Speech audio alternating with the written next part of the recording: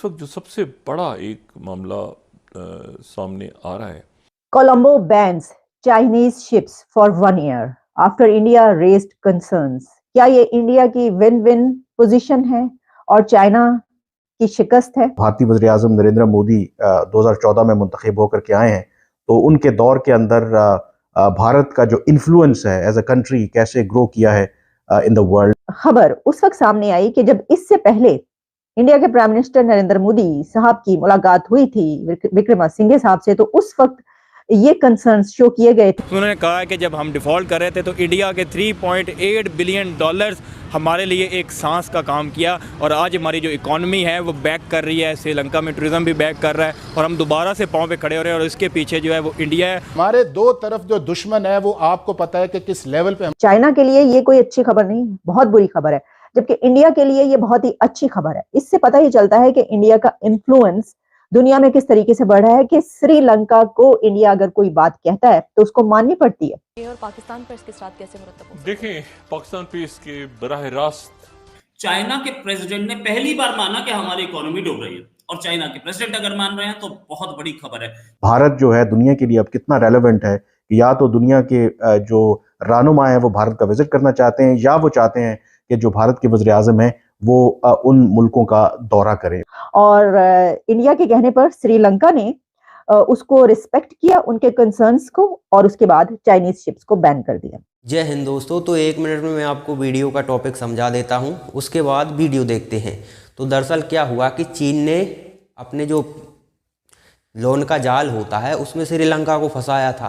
फंसाने के बाद उन्होंने क्या कहा कि हमारा ये जहाज़ आपके पोर्ट पे हम भेज रहे हैं, इसे आने की परमिशन दीजिए। और जहाँ पर उनकी सत्ता में जो लोग बैठे थे वो स्वाभाविक है चीन से फंडिंग ही लेते होंगे, तभी वो चीन के दबाव में आए। उन लोगों ने इसकी इजाज़त भी दे दी थी।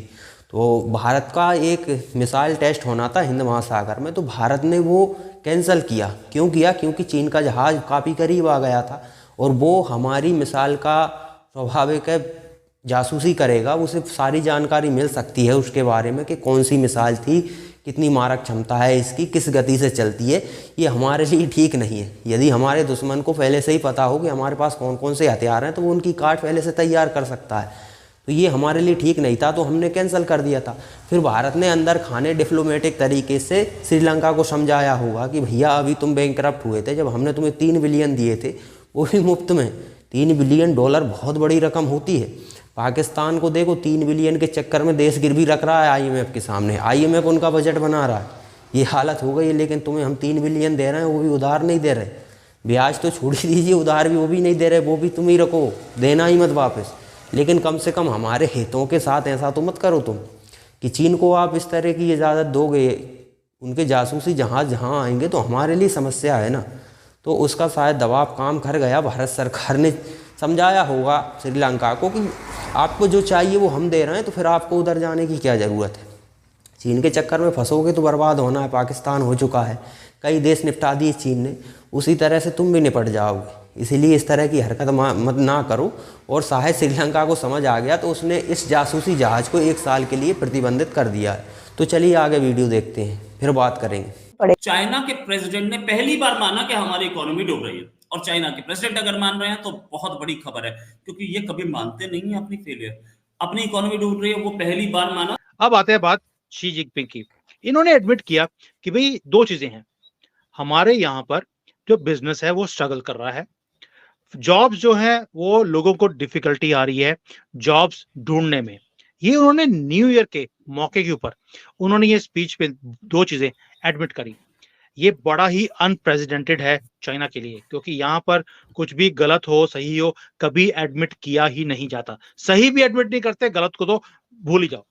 अब ये चीज है, उन्होंने साथ में एक चीज और बोली कि यस ये जो 2 चीजें हैं, बिजनेस स्ट्रगल कर रहे हैं और जॉब जो है वो ढूंढनी लोगों को मुश्किल हो रही है। ये मेरे दिमाग के बिल्कुल फ्रंट में ये इमेज है। आप चिंता नहीं करो कि आपके प्रेसिडेंट को ये चीजें को पता ही नहीं है। आई नो कि these are the problems and I am working on it now. आप सोच के बताइए कि जब आपका, जिसको हम एक तरह से प्रेसिडेंट हो या प्राइम मिनिस्टर हो, we see him as our एक सेवियर की तरह होते हैं। तो उसमें क्या हो गया कि जैसे ही शी जिनपिंग ने ये बात बोली है, लोगों को पहली बार एक महसूस हुआ है 1 साल के बाद, क्योंकि 1 साल से स्ट्रगल कर रहे थे लोग कि भाई हमें होप दिखती है।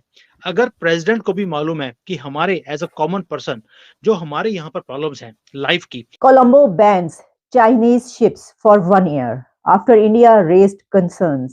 क्या ये इंडिया की विन विन पोजीशन है और चाइना की शिकस्त है? तो खबर हमारे सामने ये आ रही है कि श्रीलंका की तरफ से ये स्टेप लिया गया है कि चाइनीज रिसर्च शिप्स को बैन कर दिया गया है कि अब वो श्रीलंकन पोर्ट्स पर कहीं पर भी डॉक नहीं कर सकते। और ये भी कहा गया है कि ये खबर उस वक्त सामने आई कि जब इससे पहले इंडिया के प्राइम मिनिस्टर नरेंद्र मोदी साहब की मुलाकात हुई थी विक्रमासिंघे साहब से, तो उस वक्त ये कंसर्न्स शो किए गए थे कि चाइनीज शिप्स, जो कि बहुत सारी ऐसी हम डेवलपमेंट्स देखते रहे जिसमें कहा यह गया कि कभी इंडियन ओशन में, कभी किसी जगह वो शिप्स नजर आते हैं और खास तौर पर ऐसे इलाकों में भी नजर आते हैं जहां पर जासूसी का खतरा होता है। तो चीन की यहाँ पर कह सकते हैं कूटनीतिक हार हुई है। चीन ने बहुत कोशिश की थी कि श्रीलंका को अपने पाले में लेकर भारत की जासूसी कर सके, लेकिन भारत ने यहाँ पर उल्टा दाव चल दिया। अब ये 1 साल के लिए प्रतिबंधित हो गए हैं। अब हम हिंद महासागर में जिस तरह के चाय पर परीक्षण कर सकते हैं, इनके चक्कर में परीक्षण तक कैंसिल करने पड़े थे हमें। हालांकि अनाउंसमेंट करना पड़ता है, पता ही ना चले। अब ऐसा नहीं हो सकता, हमने अनाउंसमेंट किया है कि इस मिसाइल का हम परीक्षण करने वाले हैं और वहीं पर फिर जासूसी जहाज चीन का होगा तो वो नज़र रखेगा। और इसके लिए हमें इसीलिए परमिशन देनी पड़ती है, मतलब हमें अनाउंसमेंट तो करना ही पड़ेगा, क्योंकि उस समय फ्लाई जोन घोषित करना पड़ेगा। अगर कोई प्लेन आ रहा हो, टकरा जाए, कुछ दुर्घटना हो जाए, उस चक्कर में उसे हमें फ्लाई जोन घोषित करने के लिए वार्निंग पहले ही जारी करनी पड़ती है। और चीन को अगर पता होगा तो स्वाभाविक है वो हमारी जासूसी कर लेगा। उसे पता होगा कि इन लोगों ने कौन सी मिसाइल, क्योंकि इस तरह के जासूसी जहाज चीन के पास हैं जो अनुमानित चीज़ जैसे मिसाइल गुजरी है उसकी गति का अंदाज़ा लगाया जा सकता है, उसकी मारक क्षमता का अंदाज़ा लगाया जा सकता है। कोई मिसाइल मान लीजिए उसे 1000 किलोमीटर की क्षमता उसके हासिल है कि वो यहाँ से निकलेगी तो 1000 किलोमीटर दूर जाकर गिर जाएगी, तो गति क्या होगी उसकी, गति के हिसाब से इसका एक्सपेरिमेंट होता है। अब जैसे कि कोई मिसाइल यहाँ से निकली, उसे 100 किलोमीटर पर सिर्फ एग्जाम्पल के लिए, टेस्टिंग के लिए निकाला गया, तो उसकी गति से अंदाज़ा लगाया जा सकता है कि ये मिसाइल और भी आगे जा सकती है और उसमें किस तरह के कंपोनेंट लगे हैं। क्योंकि जब गति बहुत ज़्यादा होती है तो घर्षण होता है और आग लगने का खतरा होता है, तो उसे उसी हिसाब से तैयार किया जाता है।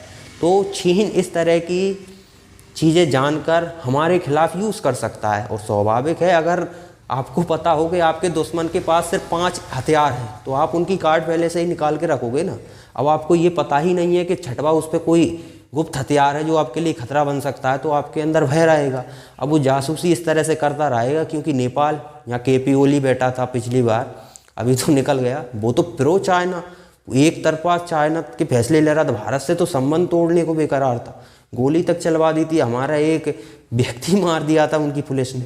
बॉर्डर खुला है वहाँ पर नेपाल पर हमारा, वहाँ पर सैन्य तैनाती नहीं होती है, तो उसका उपयोग कर रहा था। वो तो अच्छा है, उसे जैसे तैसे पब्लिक ने ही हटा दिया, क्योंकि पब्लिक भी भारत से जुड़ाव उनका ज़्यादा है, नेपाल को उनका चीन से जुड़ाव नहीं है।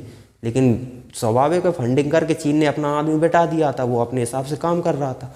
तो यही चीन कर रहा है, आसपास घेरने की कोशिश कर रहा है भारत को।